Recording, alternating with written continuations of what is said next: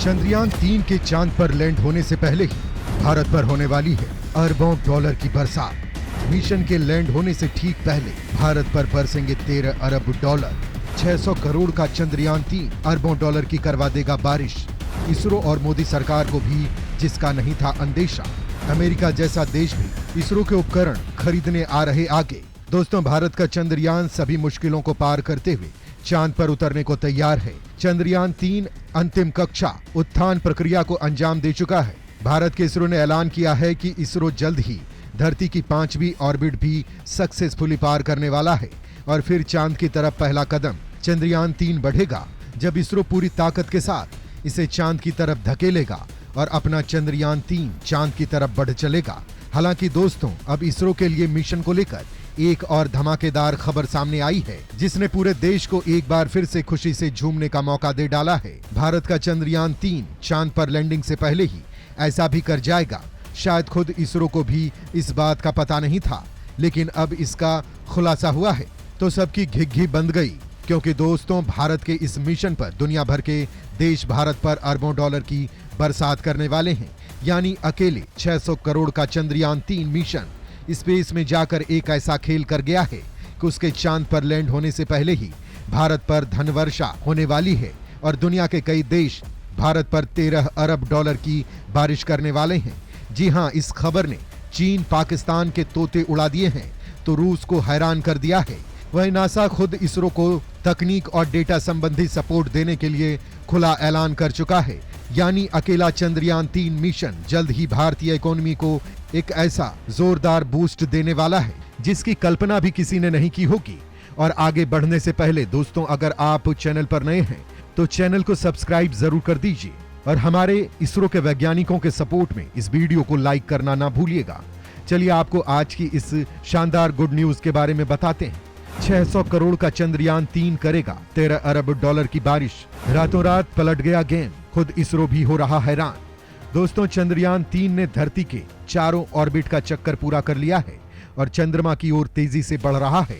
जिस तरह से इसरो ने इस मिशन को अंजाम दिया है, उसे देखते हुए कई देश हैं जिन्होंने भारत को अपने मिशन लॉन्च करने और लॉन्चिंग संबंधी उपकरणों के ऑर्डर देने शुरू कर दिए हैं। खुद अमेरिका भारत से वही रॉकेट लेने की बात कह चुका है जिस LVM रॉकेट से भारत ने चंद्रयान-3 को लॉन्च किया है। यानी असली वाला गेम शुरू हो चुका है। लेकिन दोस्तों, ये तो अभी ट्रेलर है, पूरी फिल्म तो अभी बाकी है, क्योंकि जैसे जैसे ये मिशन टारगेट के करीब जाता जाएगा वैसे वैसे भारत पर धनवर्षा बढ़नी शुरू हो जाएगी। दोस्तों, इससे पहले हम आपको इसरो को मिले इस महा ऑफर और ऑर्डर की बात बताएं, तो उससे पहले वो जानकारी आपको बताते हैं जिससे दुनिया इतनी बेचैन हो उठी है। भारत के इस मिशन को लेकर चीन जैसा देश क्यों परेशान है एक 600 करोड़ के कम बजट वाले मिशन से। दोस्तों, चंद्रमा पर सॉफ्ट लैंडिंग करते ही हम दुनिया के चुनिंदा देशों की श्रेणी में आ जाएंगे। यही नहीं, हम यह विश्वास भी अर्जित कर सकते हैं कि अन्य ग्रह पर भी यह कार्य किया जा सकता है। पहला काम चंद्रयान-3 की सॉफ्ट लैंडिंग करना है। इसका रोवर उतरने के बाद चांद पर मूव कर सकेगा। चंद्रमा का दक्षिणी ध्रुव क्षेत्र बहुत ही अलग और चांद का सबसे दुर्गम इलाका है। कई हिस्से पर सूरज की रोशनी बिल्कुल नहीं पहुंचती है।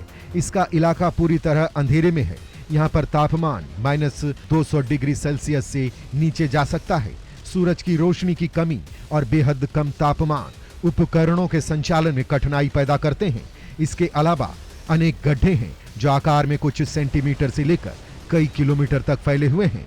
इस मिशन से चंद्रमा के निर्माण और विकास के साथ पृथ्वी और सौरमंडल के इतिहास तथा इसकी उत्पत्ति को समझने में मदद मिलेगी।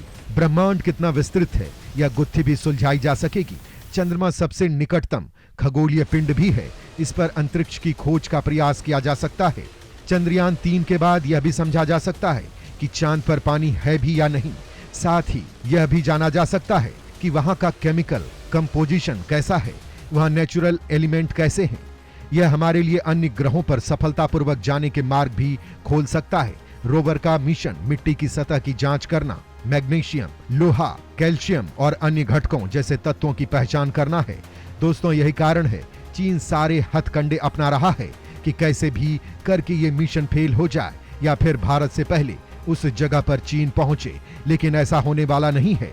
दुनिया जान चुकी है कि सबसे भरोसेमंद और किफायती लॉन्च सिर्फ इसरो कर सकता है और भारत ही वो देश है जो आने वाले स्पेस की सुपर पावर है। और दोस्तों यही कारण है कि इस अकेले मिशन से भारत को 13 अरब डॉलर मिलने वाला है। कैसे, हम आपको बताते हैं। दरअसल दोस्तों, चंद्रमा, पृथ्वी और ब्रह्मांड की बेहतर समझ के लिए यह मिशन जरूरी है। अगर ये परीक्षण सफल हो जाता है तो भारत को दुनिया के सामने अपनी क्षमता दिखाने का मंच मिल जाएगा। रॉकेट लॉन्च, अंतरिक्ष टेक्नोलॉजी, स्किल्ड मैन पावर की दशा में बेहतरीन काम किया जा सकेगा। इससे भारत की स्पेस टेक इंडस्ट्री को भी फायदा मिलेगा। कंसल्टेंसी फर्म हवाई इंडिया के अनुसार 2 साल पहले 2020 में भारत की स्पेस इकोनॉमी 9.6 अरब डॉलर की थी, जिसके 2025 में 13 अरब डॉलर का हो जाने का अनुमान है। यानी इस एक मिशन ने भारत को 13 अरब डॉलर तक पहुंचा दिया है, जो एक रिकॉर्ड है।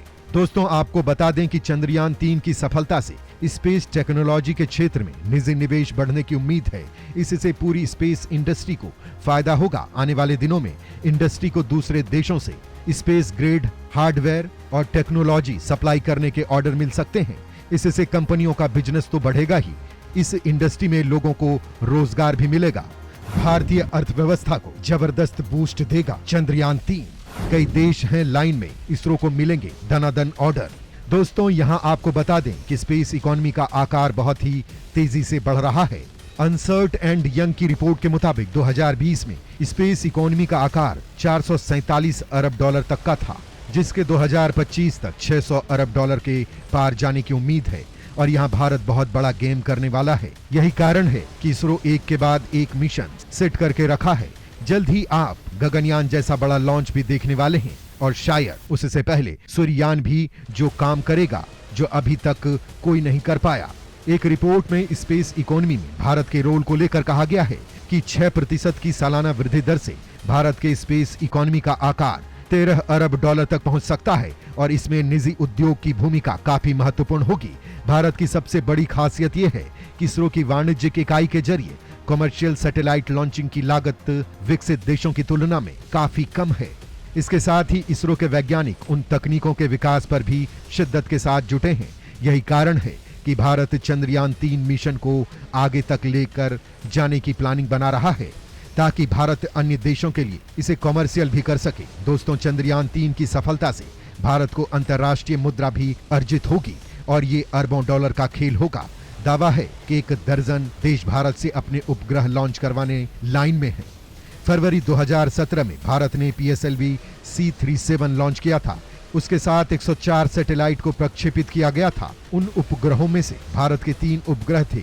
बाकी satellites Netherlands, Israel, Kazakhstan, Switzerland और अमेरिका के थे।